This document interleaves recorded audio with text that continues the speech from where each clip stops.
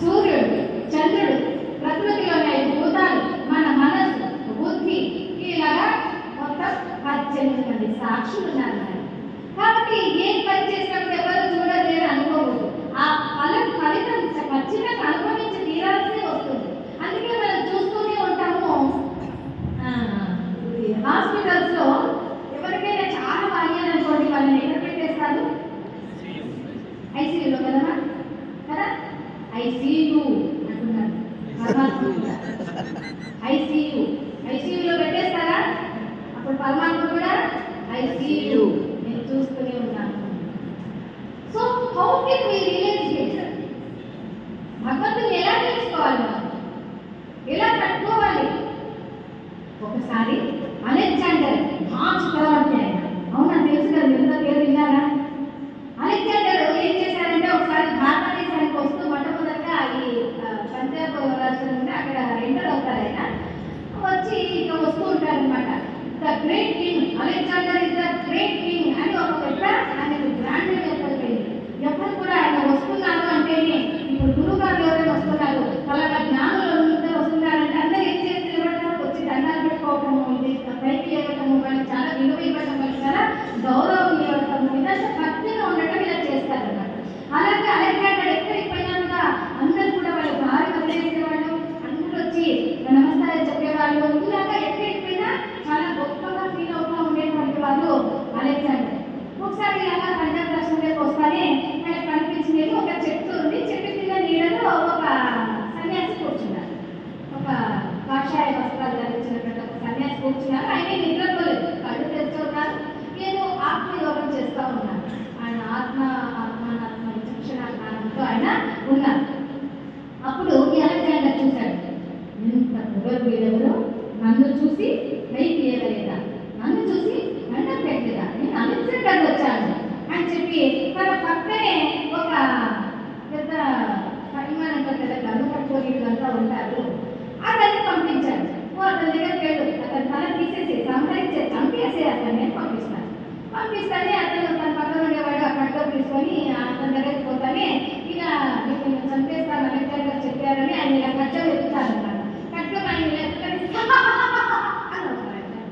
ఇదేంటి, నేను కట్టం ఎత్తితే చంపాలని ఈయన ఇలా అవుతున్నారు అని అలెగ్జాండర్ షాక్ అయిపోతారు అన్నమాట. చంపాలని వస్తే అవుతాడేంటి మనని ఆ దగ్గరికి వస్తారు. తొందరపడుతుంది కాదు, ఎందుకంటే ఏదైనా ఒక మాటలు గురువు గారు చెప్పారంటే అది కాదు సత్యం మీదండి, నేను దాన్ని పాటించేస్తేనే గురువు గారికి నేను శిష్యుగా ఉంటానని రీతిలో ఉంటాను. కాబట్టి ఎక్కడ త్వరగా చంపేస్తారని అలాగే కాదు, వాళ్ళు చంపతయ్యా, నువ్వు త్వరగా పొరపడద్దు అని అలెగ్జాండర్ తన దగ్గరకు వచ్చి, ఎందుకయ్యా నువ్వు నవ్వుతున్నావు, నీకు ఈ ఆత్మ మీద ప్రాణం మీద తీయలేదా, నేను చంపాలనుకుంటున్నావు అంటారు. అప్పుడు ఆయన అంటారు, నన్ను చంపుతారా? నన్ను చంపడం మీ వల్ల కాదు కదా, మీ తండ్రి వల్ల కాదు కదా, మీ తాత వల్ల కాదు కదా, మీ ముత్తాత వల్ల కూడా కాదు అని చెప్తాను. అదేంటయ్యా అని చాలా ఆశ్చర్యపోతారు. నేను నాలో పరమాత్మ ఉన్నాను, ఆత్మ పరమాత్మ అని అంటారు, సత్య యోగంలో ఉన్నాను. నన్ను చంపడం నీకేం సాధ్యం? నువ్వు ఈ దేహాన్ని చంపుతావేమో, ఈ దేహం పోతాదేమో, తల్లిదండ్రుల వల్ల వచ్చినటువంటి ఈ పాంచభౌతిక దేహం పోతుందేమో, కానీ ఆత్మ అనేది ఎక్కడికి ఇక్కడే ఉంటుంది, నన్ను చంపలేము అని గొప్ప జ్ఞానాన్ని బోధిస్తాడు అసలు. అప్పుడు ఈ అలెగ్జాండర్కి, అమ్మ బాబోయ్, ఒక్కడిని చూస్తేనే ఇలా ఉన్నాడే, ఇంకా నేను భారతదేశంలో అడుగు పెట్టకుంటే ఇక భారతదేశంలో ఇంకెలాంటి వాళ్ళు ఉన్నారో, ఇంకెంత ఉన్నారో వీళ్ళు అని చెప్పి అలెగ్జాండర్ అక్కడి నుంచి అంటే వెళ్ళిపోయాడు. మనతో భారతదేశం వెళ్ళి రాలేదన్నమాట. ఆయన అంత గొప్ప జ్ఞానం ఉన్నటువంటి వాళ్ళంతా కూడా భారతీయులు. అందుకని మనకు నేను చెప్పాను మీకు మొన్న, అర్జునుడికి 20 పేర్లతో వస్తుంది గీతలోనే, ఆ పేర్లనే భారత అంటున్నాడు అనమాట కృష్ణుడు అర్జునుడిని. భారత అంటే ఏంటి?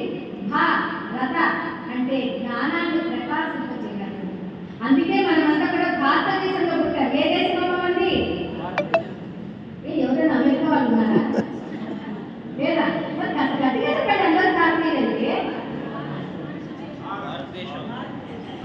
నేను ఒక్కసారి అంటాను, అంత ఒకేసారి చెప్పండి. ఏ దేశం అండి? భారతదేశం. భారతదేశం అన్నమాట. భారత అంటే జ్ఞానం. మీకందరికీ ఆల్రెడీ మీరంతా చాలా జ్ఞానవంతులు మీరంతా. కానీ మేము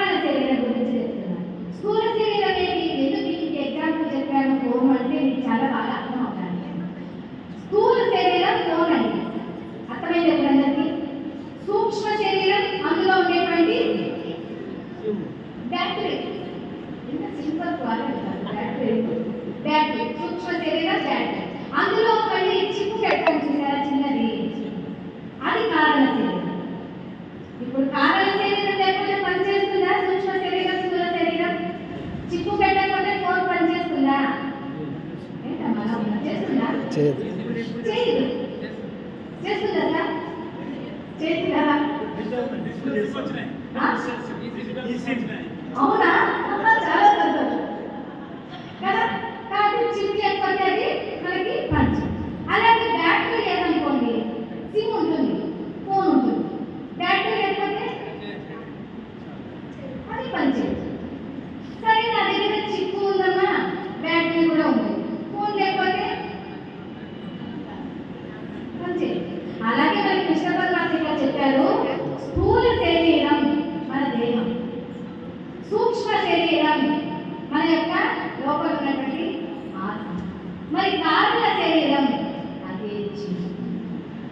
చూసారా ఎంత బాగా చెప్పారు, ఎంత బాగా అర్థం చేస్తున్నాము. స్థూల శరీరము, సూక్ష్మ శరీరము, కారణ శరీరం. మనకి దేహం పాతకైపోయింది అనుకోండి, వస్తారు ఎవరు యమధర్మ రాజు వచ్చి యమపాశం వేసి తీసుకొని వెళ్ళిపోతారు కదా. ఈ జీవి మళ్ళా వేరేటువంటి శరీరాన్ని ధరిస్తారు. అవునా? ఈ జీవి లోపల ఉన్నటువంటి జీవి ఆత్మ ఎప్పుడు కూడా మనతో అది ఉంటుందన్నమాట. కానీ ఆత్మను దేహాన్ని మధ్యలో కట్ చేసేస్తారండి. ఆ యమపాశం వేసినప్పుడు దాన్ని కట్ చేస్తారు. ఎందుకంటే దాన్ని కట్ చేయకపోతే పాపం ఇన్ని జన్మలకు నా సమానాలన్నీ కూడా ఇప్పుడు వచ్చే జన్మలో ఉంటాయి. వాడికి ఇంకా ఏం వాళ్ళ పని చేయదన్నమాట. ఎందుకంటే ఇప్పుడు నిన్నట్టు మనం మర్చిపోతాం. ఈరోజు నిన్న ఏంటి కదమ్మా అంటే కొంతమంది చెప్పలేదు. నిన్న ఏమిగా ఉన్న ప్రవచనం అంటే చెప్పలేదు. నిన్నటి విషయమే మనం చెప్పలేము. ఇక ఏ 100 సంవత్సరాలు 100 జీవితాల గురించి, ఏ జీవిలో ఉన్నాము, ఏ యుగంలో, ఏ సంవత్సరంలో నేను ఏ జీవిలో పుట్టానో మనకు తెలియదు. ఇప్పుడు వచ్చింది మానవ జీవితం కదా. ఎప్పుడు ఇదే జీవితం వస్తుందని చెప్తున్నారా భగవంతుడు? మీరు చాలా పుణ్యం చేసుకున్నారనుకోండి, మన ఈ దేహం తర్వాత ఏంటి అప్పుడే నేను చెప్తుంది మళ్ళీ మనం చాలా పుణ్యం చేసుకున్నాం అనుకోండి, స్వర్గానికి వెళ్తాం. అవునా? ఆ స్వర్గంలో ఈ పుణ్యం అయిపోయేంత సమయము ఇదిగో ఇలాగే ఉంటాం. హాయిగా ఏముండదు, వర్తే ఉండదు, కామాపని ఉండదు, అంటే కర్మ చేసే పని ఉండదు మనకి. హాయిగా తినటం, నిద్రపోవటం, స్నానాలు తెల్లవారు చేయటం, శుభభానాలు, ప్రవచనాలు, కీర్తనలు, సంగీతము, ధ్యానాలు, దైవము, దర్శనము, జపం అంతా ఇలాగ హాయిగా ఉంటూ ఉంటాం అన్నమాట. ఆ పుణ్యం అన్ని ఏం చేస్తాము? మళ్ళీ జన్మ ఎత్తాల్సింది. అప్పుడు జన్మ ఎత్తేటప్పుడు చాలా పుణ్యం చేసుకున్నటువంటి వారు అయితే వాళ్ళు ఈ ఆధ్యాత్మిక రంగంలో ఉంటే, జ్ఞానంతో పాటు ఉంటే, అప్పుడు వాళ్ళను ఆధ్యాత్మికంగాను ఐశ్వర్యం కలిగినటువంటి వారిలో జన్మించేలాగా మనకు జన్మ వస్తుంది. ఒకవేళ మాకు డబ్బు మాత్రమే ఉండిందండి, నాకు జ్ఞానం లేదు అని అన్నారనుకోండి, జ్ఞానం లేకుండా వాళ్ళు పుడతారు, వాళ్ళు ఐశ్వర్యవంతులుగా పుడతారు. అంటే ఇక్కడ ఎందుకు చెప్తున్నానంటే, భాగ్యవంతులు వేరే, శ్రీమంతులు వేరే, ఐశ్వర్యవంతులు వేరే, ధనవంతులు వేరే. ఏంటమ్మా అన్ని వినే ఒకేలా ఉన్నాయంటారా? ధనం మాత్రమే ఉండేటువంటి వాళ్ళు ధనవంతులు అన్నారు. వాళ్ళు ఇదేం చేయరు, త్యాగం చేయరు, దానం చేయరు, పూజ చేయరు, ఏమీ చేయరు. ధనం ఉంటుంది వాళ్ళ దగ్గర, అంతే, వాళ్ళు ధనవంతులు. అవునా? ఇక శ్రీమంతులు, వీళ్ళకు ధనంతో పాటు పాడి పంట, బంధు ప్రీతి, దైవ ప్రీతి ఇవన్నీ ఉంటాయి వాళ్ళకి. వాళ్ళు వచ్చేసి శ్రీమంతులు. అలాగే ఇంకోటి భాగ్యవంతులు, వీళ్ళకు దాన ధర్మాలతో పాటు, పాడి పంటలతో పాటు, ఐశ్వర్యంతో పాటు, ఇలాగా మంచి ఆధ్యాత్మిక భక్తితో పాటు జ్ఞానం కూడా ఉండేటువంటి వాళ్ళు, ఇవన్నీ అన్ని ఉండేటువంటి వాళ్ళు భాగ్యవంతులు. ఇప్పుడు మీరంతా చెప్పండి, శ్రీమంతులా, ధనవంతులా, భాగ్యవంతులా, ఐశ్వర్యవంతులా? ధనవంతులు. ధనవంతులు.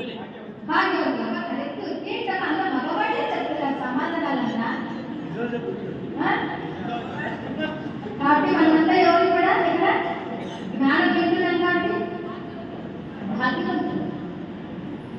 ఇలాగా ప్రతి ఒక్క దానికి మనకి పరమాత్మ, కృష్ణ పరమాత్మ చాలా ఈజీగా చూస్తూ ఉంటారు. అలాగే మనం ఒక సముద్రం అనేటువంటి నావలో వెళ్తూ ఉన్నాం అనుకోండి, మనం బోట్లో వెళ్తూ ఉంటాం. అవునా? ఆ బోట్లో వెళ్ళేటప్పుడు, సముద్రంలో పడవ మీద వెళ్ళేటప్పుడు ఒక పైన ఒక పెద్ద చుక్కాని ఉంటుంది.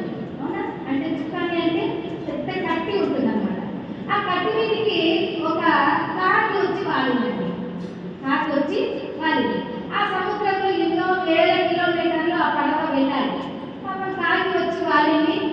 సముద్రంలో ఇంకా బీచ్ పడవవాడు ఏం చేస్తున్నాడు, పడవ నడుపుకుంటూ స్టార్ట్ చేశాడు, వెళ్ళిపోతున్నాడు. కానీ ఆ కాకి తెలియలేదు పడవ ప్రయాణం ఇంకా కదిలింది, స్టార్ట్ అయింది, నేను ఇప్పుడే ఇక్కడే వెళ్ళిపోవాలి అని. ఎందుకంటే ఒక్కసారి మనము ఇప్పుడు చిత్రకూటానికి వచ్చినాక మళ్ళీ ఒక 5 రోజులు ఇంటికి వెళ్ళిపోతుందా? అలాగే ఆ కాకి అక్కడే తప్పుకుంటే అక్కడే తప్పుకుంటుంది, లేదా ప్రయాణం అయితే ఇక సముద్రంలోనే అంతా ఉండాలి, మళ్ళీ అక్కడ వచ్చినప్పుడే రావాలి. ఎందుకంటే ఇక దానికి ఎక్కడ వాడడానికి కొమ్మ కానీ చెట్టు కానీ ఇక నీకు అక్కడ వేరే బిల్డింగ్ కానీ ఇంకా ఏది ఉండదు, ఆ నావనే తప్పనిసరి. అలాగే మనకు కూడా ఈ సాగరంలో ఈ సంసార సాగరంలో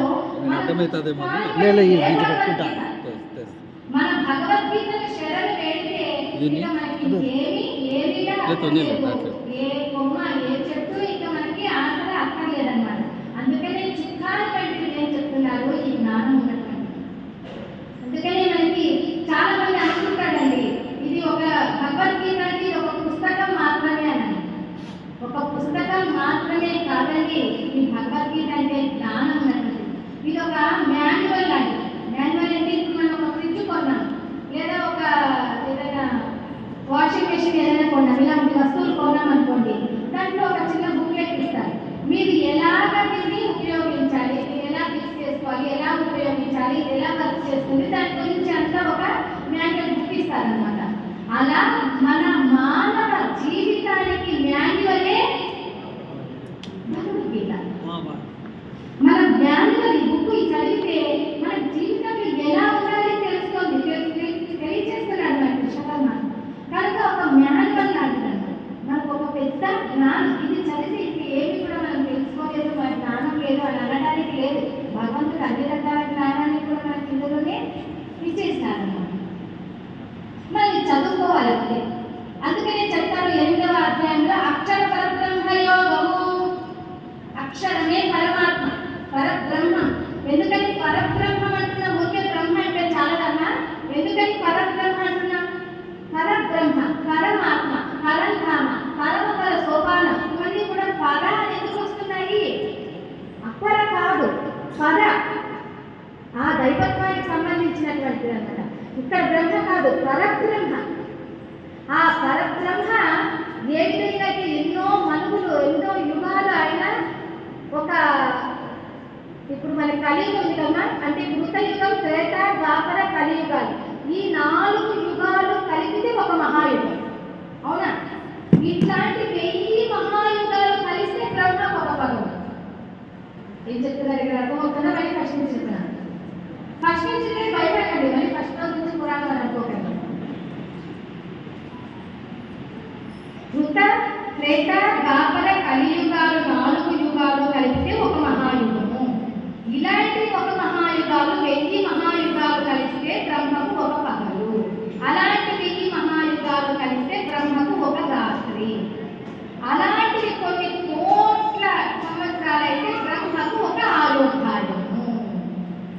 బ్రహ్మలు కూడా ఎంతమంది ఉన్నారండి.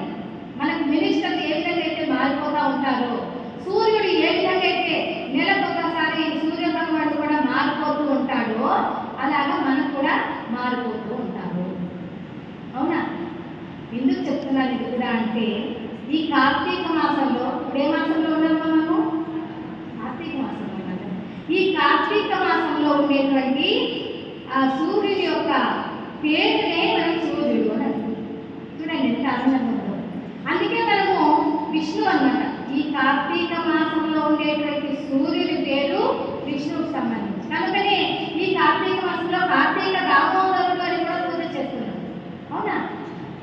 శివునికి పూజ చేస్తున్నాం కార్తీక మాసాన్ని, దామోదరుడు విష్ణువుకి పూజ చేస్తున్నాం. మరి అంతేకాకుండా సుబ్రహ్మణ్య స్వామి కూడా పూజ చేస్తాం. ఎందుకంటే కృత్తిక నక్షత్రం ఉంటుంది కదా. ఒక్కొక్క మాసంలో ఒక్కొక్క పౌర్ణమి రోజున ఏ నక్షత్రం అయితే ఉంటుందో ఆ మాసానికి ఆ మాసానికి ఆ నక్షత్రం పేరు వస్తుంది. ఇప్పుడు కార్తీక మాసంలో పౌర్ణమి రోజున కృత్తిక నక్షత్రం ఉంటుంది కనుక దీనికి కార్తీక మాసము అని అంటున్నాం. ఒక నెలకి పౌర్ణమి రోజున విశాఖ నక్షత్రం ఉంటే దానికి వైశాఖ మాసం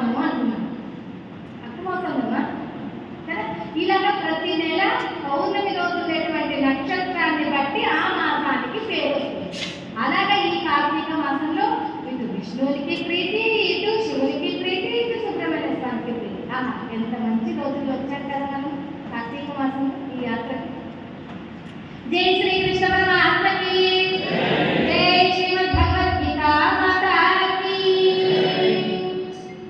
గోపాల రథలోలా